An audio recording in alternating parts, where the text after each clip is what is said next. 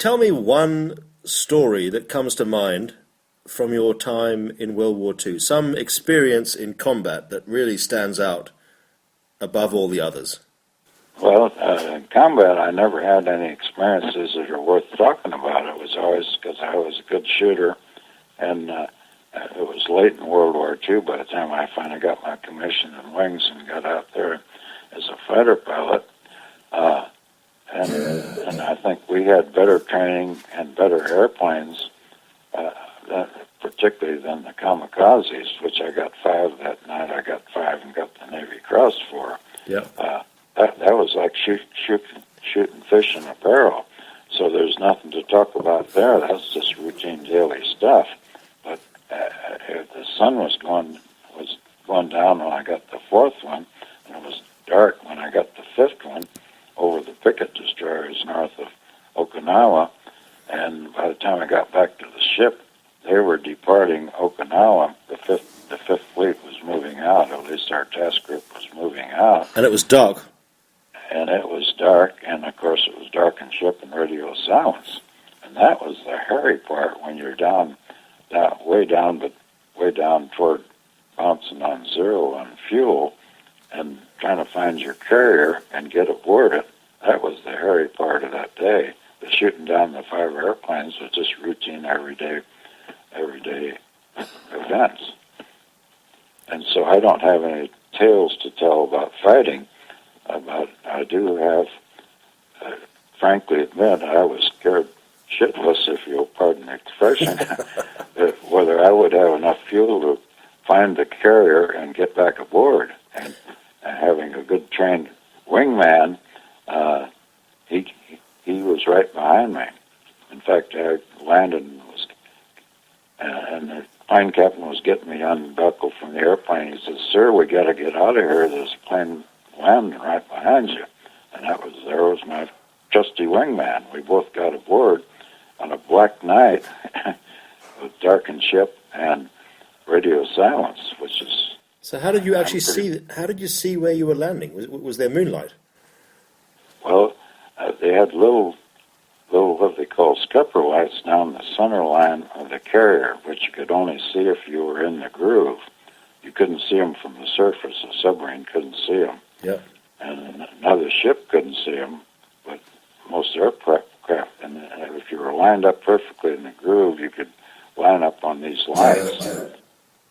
And of course, we had LSOs, and I guess you in the British Navy also had landing signal officers, and they would give you little coaches. They were black-lighted with their paddles, and they would give you a little coaching to keep you lined up and keep you from getting too high or too low. And so getting aboard, once you found that little slot, and that was the tricky part, is finding that little slot. Wow. And the way I found my way back up to carrier that night, the fighter director officer on the burning picket destroyer that vectored me home after I got the second one off his tail, they were trying to finish him off. And he gave me a good vector, and I got down, and there were all these phosphorescence in the water were going crossways to me when I got down the east coast of Okinawa to there. Our task group was moving out, which is 5 carriers and a whole bunch of other ships, so I just went down to that and made a left turn on one of the bigger phosphorescences, and it turned out it was the wrong carrier, but I got aboard. There was no way to tell. Wow, that must have been bloody scary. And so that's the only scary tale or hairy tale I can tell you about combat is getting aboard on a dark night when there's no horizon and no lights and no radio. That's the difference between a naval pilot and an Air Force pilot. At least if you're an Air Force pilot, you know that where you're going to land it's going to be in the same place it was when you left, and it's not going to move. Naval pilots, I think I've really my respect for naval pilots has grown beyond measure. the more I speak to naval pilots, because they do what the Air Force pilots do, but they do it better because they can do all the stuff that the Air Force guys do, and they can land on a surface that is moving and bobbing around, and and I go back to this point about it's not normally in the same place it was when you left.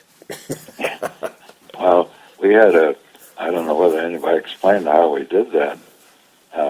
We had a 12-inch plotting board. You know what an EA-6B is, a little thing that Air Force pilots called, and I think RF had them. They had a little computer, a little circular calculator in the front, and a little place where you could put pencil marks in and figure drift and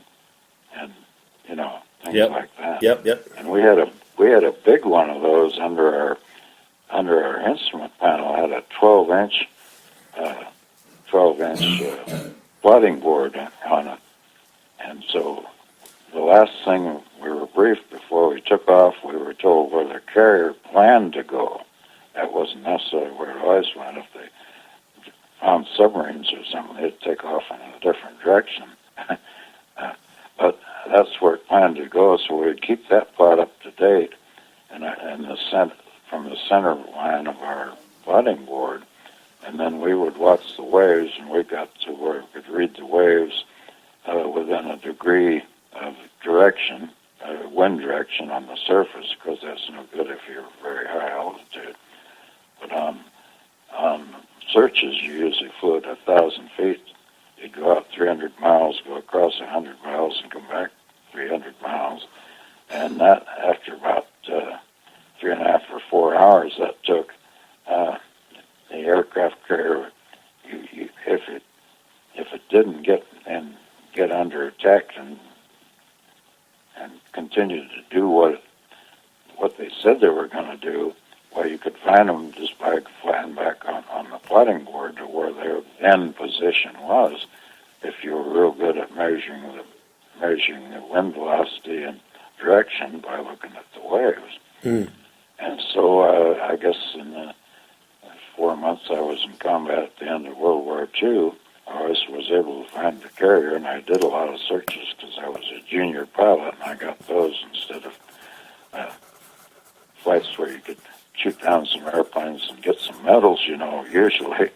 And so I had a lot of experience getting back, and I was always able to find the carrier, which was kind of hairy sometimes, because where the carrier was supposed to be was right in the middle of a great big rainstorm, with zero visibility.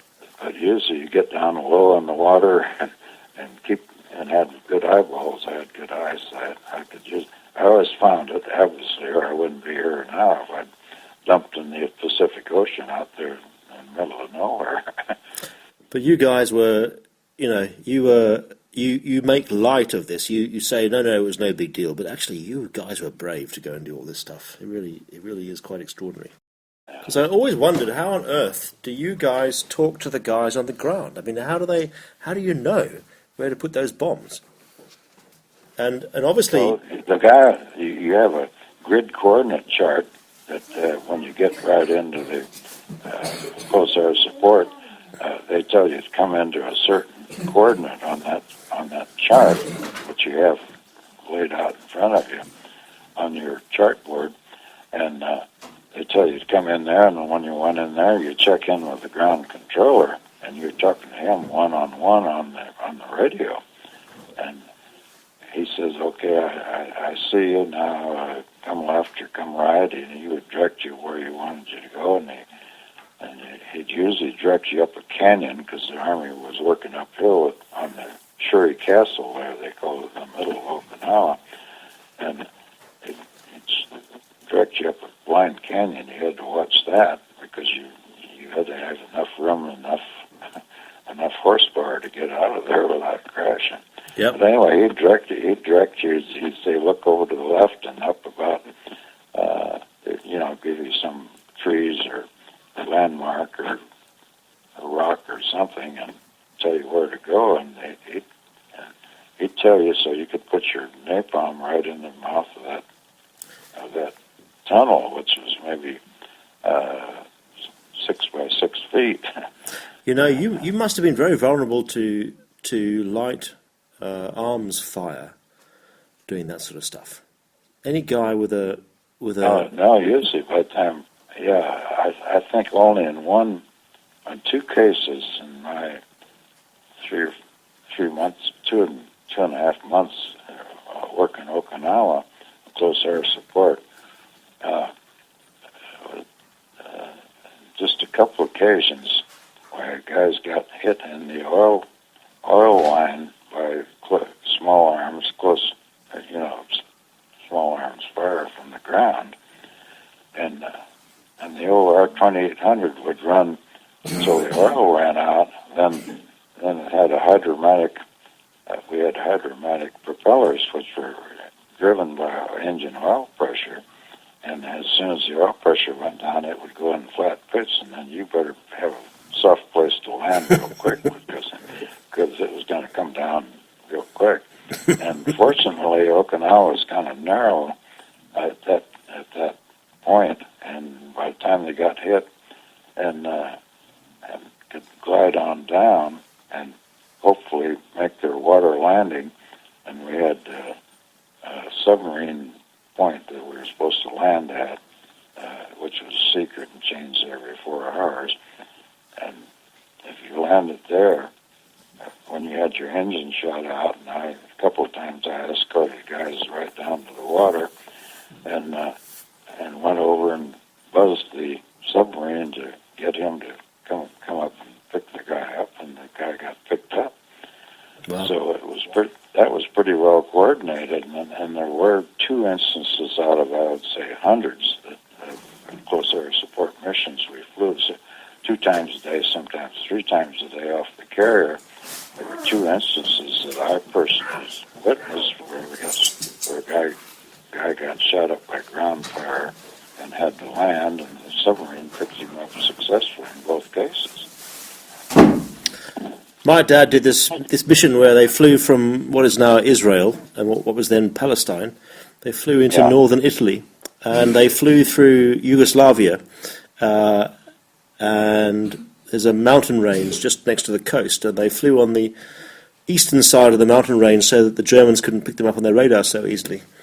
But as they were flying through these valleys, some guys, they were probably Yugoslavian patriots, who were actually against the Germans.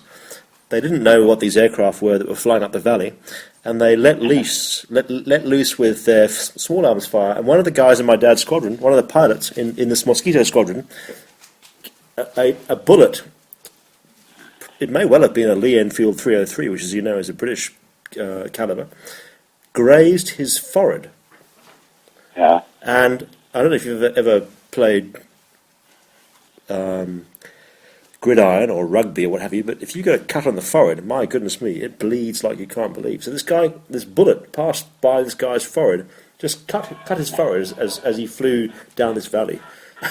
The guy couldn't see, So the navigator and the radar operator, the guy in the right-hand seat, had to take over flying down this valley because this guy was blinded by the blood that was coming off his forehead from small arms fire.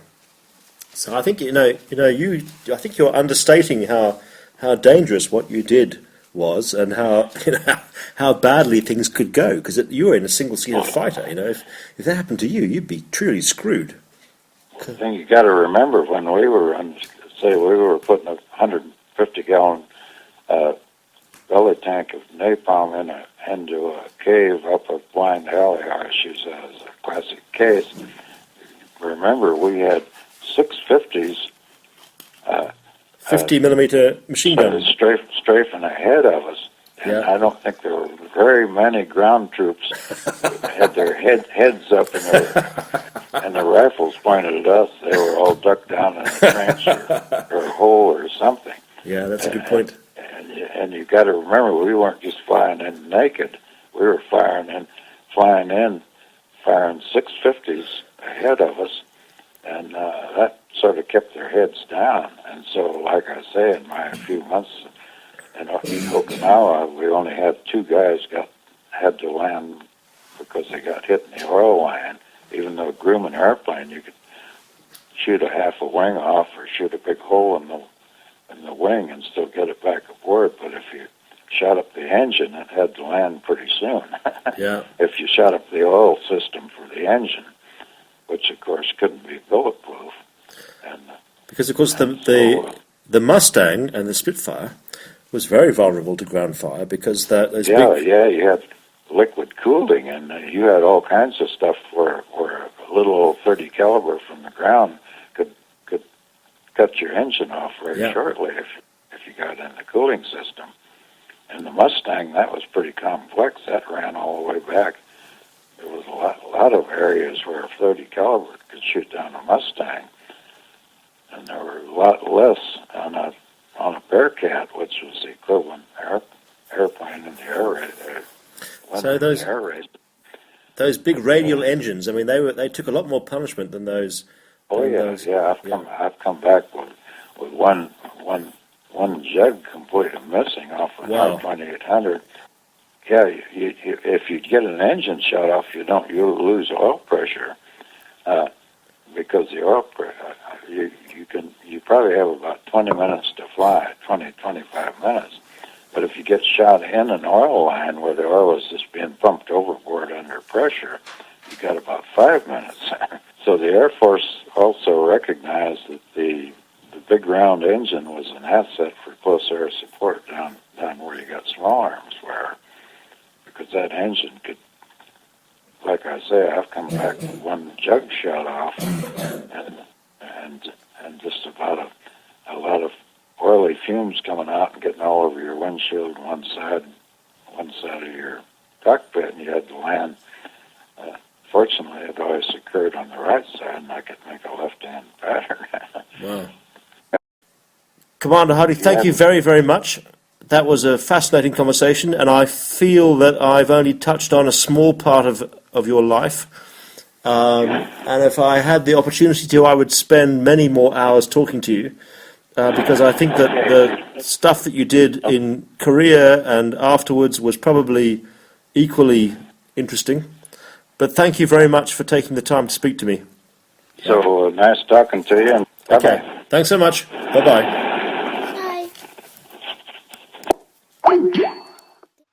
Hi, it's John Bradley here. I hope you enjoyed my chat with Commander Bill Hardy. Any man who can drop a napalm bomb through a 6-foot by 6-foot hole inside of a mountain and shoot down 5 enemy aircraft in a day deserves a huge amount of respect.